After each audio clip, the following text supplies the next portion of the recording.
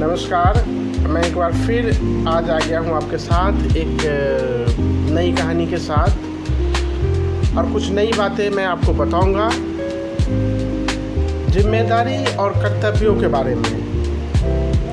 हमें अपने कर्तव्य के प्रति, हमें अपने जिम्मेदारियों के प्रति कैसे सजग रहना है, कैसे उस पर निर्भर रहना है और जिम्मेदारियों से हमें पीछे नहीं हटना है।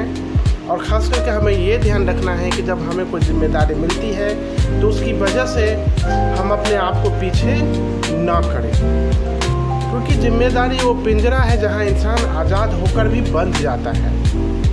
बिल्कुल, जिम्मेदारी एक ऐसी चीज़ है जो इंसान को मजबूती देती है, लेकिन कभी कभी उसे बांध भी सकती है। हम बचपन से सीखते आते हैं कि जिम्मेदारी हमारी ज़िंदगी का हिस्सा है, जैसे परिवार की देखरेख, माँ बाप की देखरेख, नौकरी की प्रतिस्पर्धाएं और समाज के प्रति कर्तव्य। ये सब जिम्मेदारियां हमें सीखने को मिलती है। ये हमें अनुशासन प्रदान करता है, इससे हम अनुशासित होते हैं, क्योंकि ये सब जिम्मेदारी हमारी ज़िंदगी का रोज़मर्रा की हिस्साएं हैं। इससे हम एक दूसरे के प्रति भरोसेमंद होते हैं। लेकिन क्या ये जिम्मेदारी हमारी स्वतंत्रता को सीमित करती है? यहाँ पे हमें ये सोचना है कि जो हम जिम्मेदारी लिए हैं, क्या हम इस जिम्मेदारी से आगे बढ़ने में हमें क्या रुकावटें मिल रही है? हम इस पर बात करेंगे। कई बार इंसान अपने सपनों को, अपने इच्छाओं को दबा देते हैं सिर्फ इसलिए कि जिम्मेदारी का बोझ उसे जकड़ लेता है। क्या हम अपनी जिम्मेदारियों का बोझ मानते हैं या उन्हें एक अवसर की तरह देखते हैं? हमें यहाँ पे ये समझना है कि क्या हम अपनी जिम्मेदारियों को एक बोझ की तरह देखते हैं या हम उसे एक अवसर की तरह समझते हैं। यहाँ पर अगर हम अपने कर्तव्यों को संतुलित रखें, अपने जिम्मेदारियों को संतुलित रखें और उसे अच्छे से निभाएं, तो एक बंधन नहीं बल्कि एक आज़ादी की ओर बढ़ने का रास्ता बन सकती है।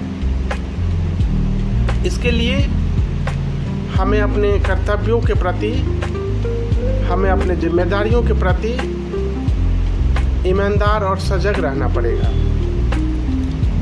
चलिए इसे हम एक कहानी के माध्यम से आपको नज़दीक से समझाने की कोशिश करता हूँ। एक बालक था अर्जुन, और अर्जुन बचपन से ही एक सपना देखता था कि एक वो मशहूर लेखक बने। लेकिन जैसे जैसे ज़िंदगी आगे बढ़ी, घर की जिम्मेदारियाँ, नौकरी की दौड़, समाज की अपेक्षाएं उसके राह में दीवार बनती गई और अर्जुन एक दिन ऐसे मोड़ पर जाकर खड़ा था जहां उसे लगने लगा कि उसके सपने अब धुंधले हो गए हैं। लेकिन एक दिन अर्जुन पार्क में टहल रहा था, परेशान था, बेचैन था अपने जिम्मेदारियों के प्रति और जीवन में आगे बढ़ नहीं पा रहा था। तभी क्या देखा उसने कि पार्क में एक अनजान बुजुर्ग बैठकर किताबें पढ़ रहे थे। अर्जुन को उत्सुकता हुई और उसने जाके उस बुजुर्ग के पास बैठा और उनसे कुछ देर बातें करी। और बात करते करते अर्जुन ने उनसे उनके जीवन के बारे में पूछना शुरू किया और उस बुजुर्ग से सवाल किया कि आपका जीवन कैसा रहा। बुजुर्ग मुस्कुराए और बोले, मैं भी काफ़ी सोचता था कि जिम्मेदारियाँ मेरे सपनों को निगल जाएगी, लेकिन फिर मैंने अपने सपने को भी अपने जिम्मेदारी का हिस्सा बना लिया।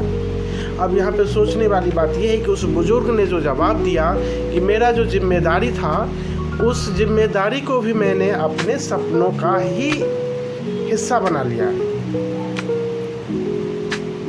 तो मेरा परिवार बड़ा हुआ और मैंने अपनी कहानी सुनानी शुरू करी।